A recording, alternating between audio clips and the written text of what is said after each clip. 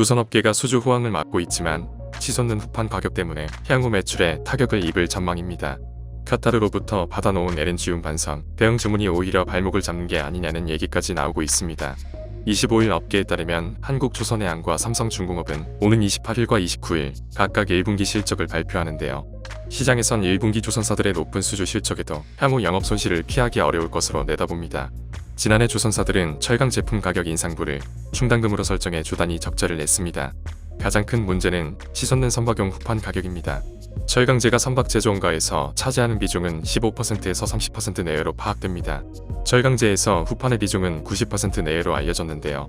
후판 가격은 지난 2020년 1톤당 68만 5천원에서 2021년 120만 9천원으로 뛰었습니다. 후판 가격은 원재료인 철광석 값과 유연탄 값에 좌우되고 있는데요. 코로나19 이후 경기 회복과 러시아의 우크라이나 침공 등이 각종 원자재 공급망에 영향을 주고 있습니다. 또 중국에선 코로나19 재확산으로 주요 철강 생산지인 탕산시가 봉쇄됐습니다. 이에 철강사들은 이러한 비용 상승을 감안해 후판 공급가를 전년 대비 10% 인상해야 한다는 입장으로 알려졌습니다. 반면 조선사들은 소폭 인상 또는 동결을 요구하는 것으로 전해졌습니다. 조선업 특성상 후판 가격 상승은 장기적인 부담을 주는데요. 조선업계는 주로 선박 인도 시점에 계약가의 70%에서 80%를 받는 헤비테일 방식을 따르고 있습니다. 이 때문에 수주가 실적에 반영되는 시간이 1년에서 2년 걸리는 형편입니다. 예를 들어 한국조선해양이 최근 수주한 컨테이너선과 자동차 운반선 매출은 올해가 아닌 선박 인도 시점인 2025년 1분기에서 2분기 실적에 반영됩니다. 수주 당시 후판값이 계약금에 반영되는데 설계를 마친 6개월 뒤 건조할 때 후판값이 올라 있으면 조선사로서는 매출에 타격을 받을 수밖에 없습니다. 카타르 수주의 경우 2020년 6월 수주 당시만 해도 에커 천연가스 운반선의 건조 가격은 1억 8천만 달러 수준이었지만 최근에는 역대 최고 수준인 2억 2천만 달러에 이르고 있습니다.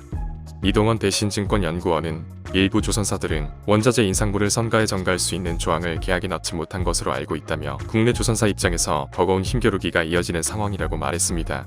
다만 전문가들은 카타르와의 선가 협상이 최악으로 치닫지는 않을 것으로 보고 있습니다. 김 연구원은 카타르 또한 국내 조선사와 발주 계약이 성사되지 않을 경우 LNG 생산 프로젝트의 차질을 겪을 수 있다며 협의를 통해 부분적인 선가 인상이 가능할 것이라고 본다고 했습니다. 한편 조선사들은 연초부터 잇따라 수주 소식을 알리고 있었는데요. 한국조선해양은 선박 80척에 82억 3천만 달러를 수주해 올해 목표 174억 4천만 달러의 47%를 달성했고 삼성중공업은 LNG 운반선 5척에 컨테이너선 9척으로 총 22억 달러를 수주해 올해 목표액 88억 달러의 25%를 달성했습니다. 대우조선해양은 목표액 89억 달러의 51.8%를 채웠습니다. 조선업계는 지난해 각국의 경제활동 재개와 코로나19 백신 접종 확대에 따른 경기 회복, 친환경 선박 수요 증가 등으로 발주량이 크게 늘었다고 분석했는데요. 국제사기구 등의 환경 규제 강화로 친환경 고효율 선박 교체가 늘어나 꾸준한 성장세를 보일 것으로 전망했습니다. 이상 업데이트부였습니다.